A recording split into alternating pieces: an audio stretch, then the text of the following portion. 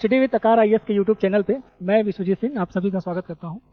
हम जो ARO 2023 के लिए प्रीवियस ईयर क्वेश्चन को सॉल्व कर रहे हैं उस सीरीज में जियोग्राफी के क्वेश्चन को देख रहे हैं। तो अब हम उसके आगे के क्वेश्चन को सॉल्व करेंगे। तो पहला क्वेश्चन है लोम्बोक जलसंधि, ठीक है, जलडमरू कह रहा है किन दो महाद्वीपों के मध्य स्थित है। किन दो महाद्वीपों के मध्य स्थित है, तो उसको हम देखते हैं। तो दिया है बाली और लोम्बोक और संबाबा और जावा और बाली। इसमें आप देखेंगे जो इंडोनेशिया के ही ये दोनों द्वीप हैं, बाली और लोम्बोक, ये दोनों ही इंडोनेशिया के ही ये द्वीप है और इन दोनों के मध्य ही स्थित है। तो इस हिसाब से आपका आंसर हो जाएगा ए। इसको देखेंगे ये, तो ये आपको जावा सागर को ये हिंद महासागर से ये जोड़ता है, हिंद महासागर से जोड़ता है, हिंद महासागर से ये जोड़ेगा। तो इस हिसाब से आपका आंसर है ए। ठीक है, नेक्स्ट क्वेश्चन है निम्नलिखित में से कौन सी कह रहा है कि विश्व की दूसरी ये विश्व की कह रहा है दूसरी सबसे गहरी झील है और सबसे लंबी भी है। दोनों चीज बता रहा है कि दूसरी सबसे गहरी और लंबाई में सबसे अधिक।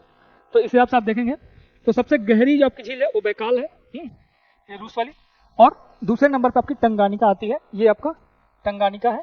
ये जो है दूसरी सबसे गहरी झील है, ये आपका अफ्रीका महाद्वीप में पड़ेगा। ठीक है, ये और इसको ये सबसे लंबाई में आप देखेंगे तो सबसे लंबी भी ये झील है। तो इस हिसाब से आपका आंसर हो जाएगा ए। नेक्स्ट क्वेश्चन है ब्लू नील कह रहा है कि ब्लू नील निम्नलिखित में से किस झील से निकलती है। ठीक है, ब्लू नील कह रहा है किस झील से निकलती है। इसमें आप देखेंगे जो आपका ताना झील है, ताना झील से आपका ये निकलती है ब्लू नील। ठीक है, आप देखेंगे ये ब्लू नील जो है आपको ताना झील से निकलेगी और यहां से आपको निकलती है व्हाइट नील जो है आपको विक्टोरिया से निकलेगी और ब्लू नील यहां से निकलती है, ठीक, ताना से। ब्लू नील यहां से निकलेगी और दोनों ही जब मिलती है, दोनों को जब मिलेंगे तो आपका नील नदी के नाम से जानी जाती है। उसके आगे ये नील नदी के नाम से जानी जाएगी। तो इस हिसाब से आपका आंसर है डी। निम्नलिखित में से कौन सा एक नगर का रखी सुपीरियर झील के पर स्थित है। सुपीरियर झील पे स्थित है, ये आप देखेंगे यूएसए में 5 फिंगर्स है लेक बोला जाता है, उन्हीं में से एक है, ये कनाडा और अमेरिका के बीच सीमा बनाती है। तो उसमें आप देखेंगे जो दुलूथ है, ठीक है, दुलूथ है, ये आपका सुपीरियर में पड़ेगा। शिकागो आपकी ये मिशिगन में पड़ती है, मिशिगन में पड़ेगी, ये मिशिगन में आपका पड़ेगा। और ये जो दोनों है बुफेलो और डेट्रॉयट, ये आपका एरी झील है, ठीक है, उनके किनारे ये स्थित है। तो हिसाब से आपका आंसर है डी। नेक्स्ट क्वेश्चन है निम्नलिखित में से कह रहा है कि क्या सम्मिलित नहीं है। तो आप देखेंगे टिटिकाका, आपको मैंने बताया कि ये बोलिविया और पेरू बता रहा है, ठीक, ये वहां पे स्थित है, ये आपका सही है। उर्मिया देखेंगे तो ये भी आपका सही है, ईरान में। रेनडियर कह रहा है कि रूस में है, ये आपका गलत है। अथाबास्का ये कनाडा में है, ठीक है, ये भी आपका सही है। तो ये आपका देखेंगे रेनडियर जो है ये आपका कनाडा में ये भी पड़ेगा। तो इस तरह से आपका आंसर है सी। नेक्स्ट क्वेश्चन है निम्नलिखित में से सम्मिलित नहीं है पूछ रहा है, फिर हमें लेख दिया है और देश दिया है। तो देखेंगे आप बैकाल कह रहा है कि रशियन फेडरेशन, ठीक, ये आपका सही है, रशिया में ही पड़ता है बैकाल जी। मलावी आपका कह रहा है एशिया में, तो ये आपका गलत है। कैस्पियन सागर आपका एशिया यूरोप के बॉर्डर पे ही पड़ेगा, ठीक है, ये भी आपका सही है। और टंगानिका आपको अफ्रीका में पड़ेगा, तो ये आपका सही है। तो पूछा हमसे कि नहीं, तो इस हिसाब से मलावी जो है आपका सही है। और ये देखेंगे तो ये आपका मलावी जो है अफ्रीका, ठीक है, अफ्रीका में महाद्वीप में ये मिलेगी आपको, ठीक। नेक्स्ट क्वेश्चन है विक्टोरिया, अफ्रीका में विक्टोरिया झील के संदर्भ में निम्नलिखित कथन दिए गए हैं, कौन से कथन सही है। सही कथन को हमें चुनना है। तो आप देखेंगे 2 स्टेटमेंट दिया गया है।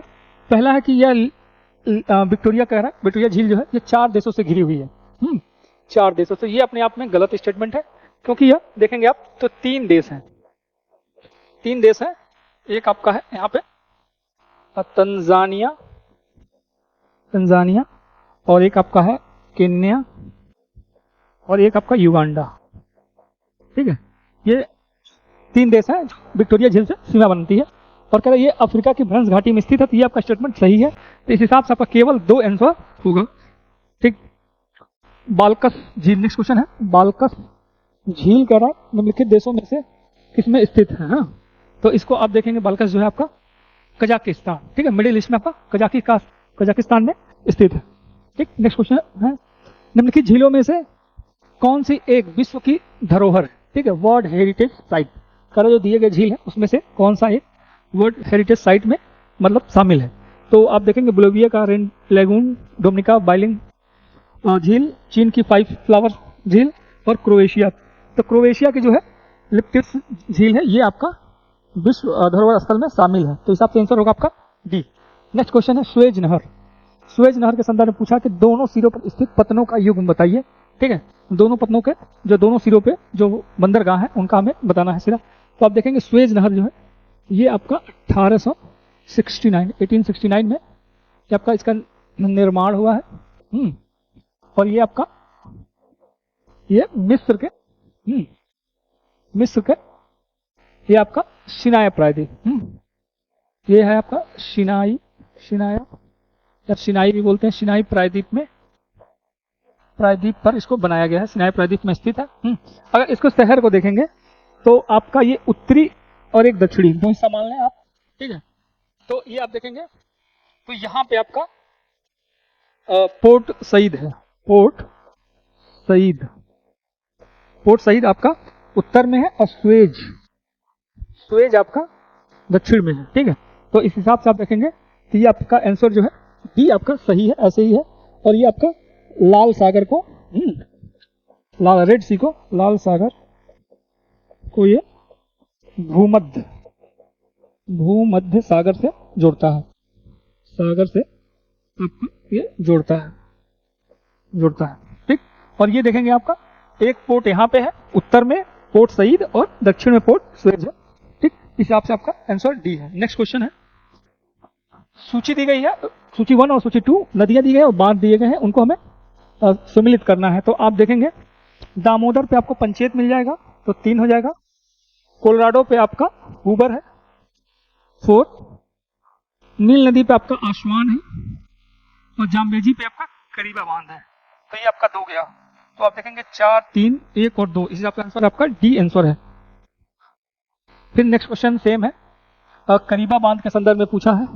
ठीक है, तो अभी हमने देखा करीबा बांध जो है जाम्बेजी नदी पर स्थित है और जाम्बेजी नदी ये कहाँ पड़ेगा आपका, ये अफ्रीका में महाद्वीप में से नीचे बहती है। करें निम्नलिखित चक्रवात में से किसने भारत को प्रभावित किया है? ये उस समय करंट का क्वेश्चन रहा होगा, ये पूछा कि नहीं प्रभावित किया है।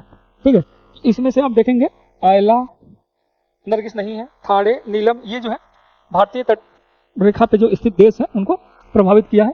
नरगिस आपका नहीं है, नरगिस ये इसने जो है म्यांमार सीमा पे ज्यादा वो किया था। ठीक है, म्यांमार के जो तटीय क्षेत्र है उनको प्रभावित किया था। इस हिसाब से आपका आंसर है बी। नेक्स्ट क्वेश्चन है विली विली के संदर्भ में पूछा कि विली विली है मतलब विली विली क्या है?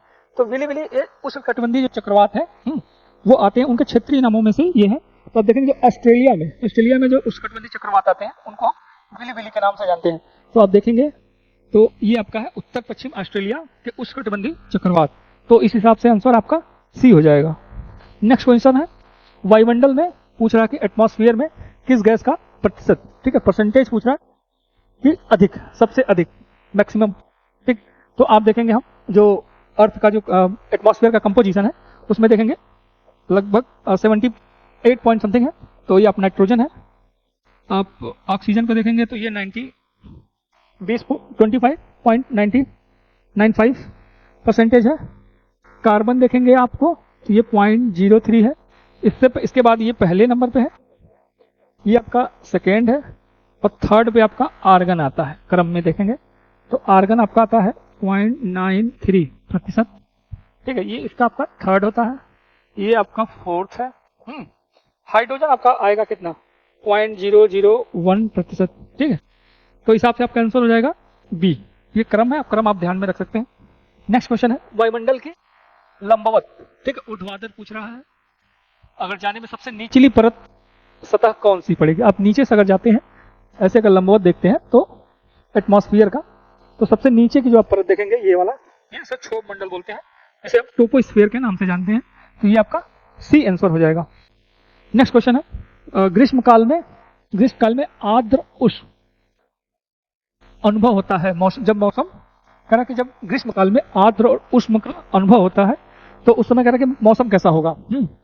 तो अपक्व होता है, तीक्ष्ण होता है, झुलसाने वाला होता है और उमस वाला। तो ये आपका आंसर होगा डी, उमस वाला उस समय मौसम होता है, क्योंकि हीट की वजह से जो काफी टेम्परेचर होता है उसकी वजह से जलवाष्प जो है वायु में उपस्थित होते हैं काफी मात्रा में, जिससे जो जलवाष्प हमें पता है कि वो उसमें उष्मा को धारण करने की क्षमता होती है, तो उसमें उमस वाला होगा। ठीक है, ड्राई एयर नहीं होता, वो उमस वाला होगा, आर्द्रता उसमें ज्यादा होती है। तो इस हिसाब से आंसर होगा डी हो जाएगा।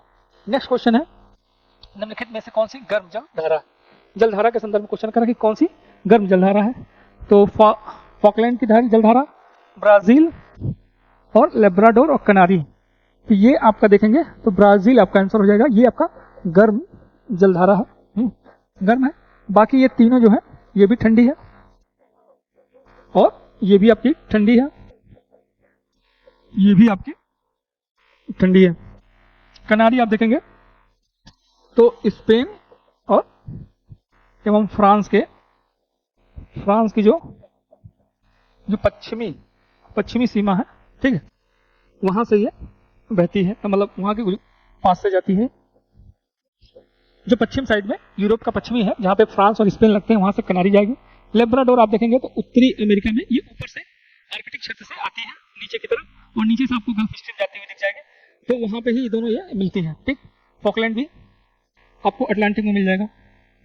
नेक्स्ट क्वेश्चन है, फान कह रहा कि फान एक स्थानीय पवन है। ठीक है, हाँ, तो ये फान जो है एक स्थानीय पवन है, विंड है। आप ये देखेंगे तो ये गर्म हवाएं हैं, ठीक है, गर्म पवन है। ये आपका देखेंगे तो अल्पस, ये कह रहा कि कहाँ बहती है स्थानीय पवन है, तो ये स्विट्जरलैंड में होगा। ये अल्पस जो है, ये मान लीजिए अल्पस है, तो ये जो इसका दक्षिणी हिस्सा है अल्पस का, इससे जो है चढ़ने के बाद दक्षिणी हिस्से से उत्तरी साइड में जब उतरती है ये, ठीक है, अल्पस पे उत्तरी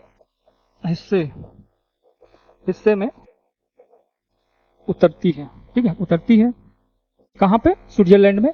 तब इसे हम फान के नाम से जानते हैं। ये गर्म प्रकार, मतलब शुष्क और गर्म जो है हवाएं हैं।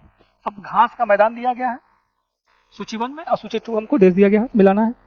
तो आप देखेंगे पंपास जो है आपको अर्जेंटीना, ये आपका 3 हो जाएगा। पुस्टास आपका हंगरी में, ये आपका 4 है। विल्ड आपको दक्षिणी अफ्रीका में मिलेगा, 2nd।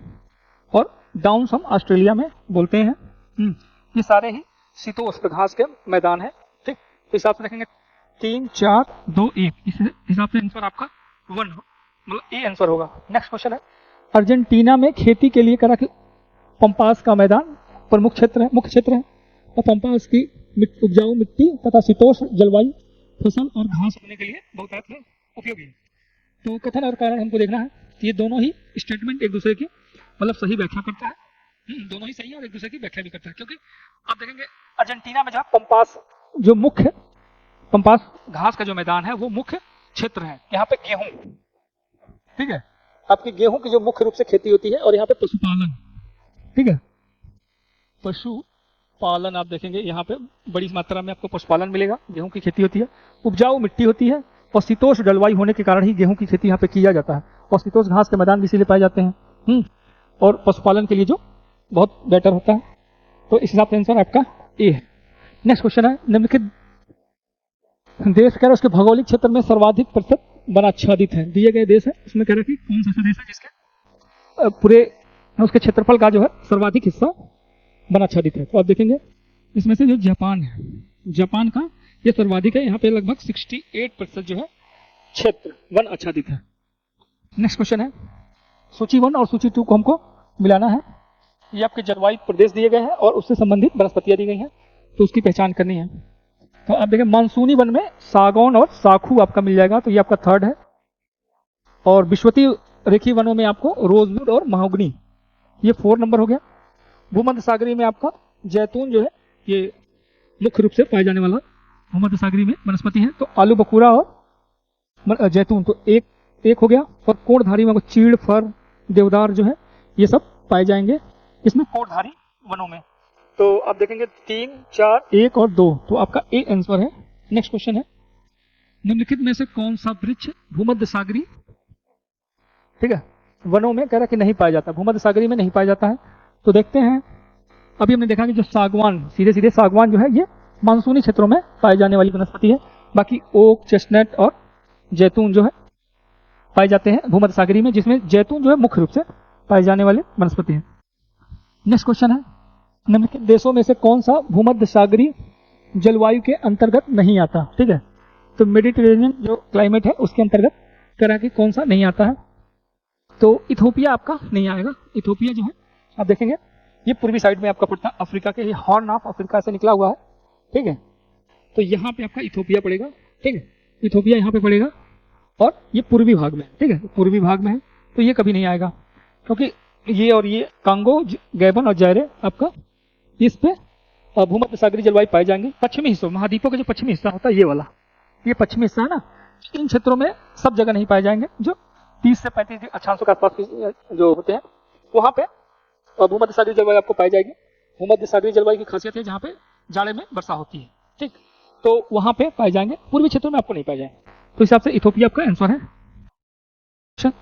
Thank you for watching.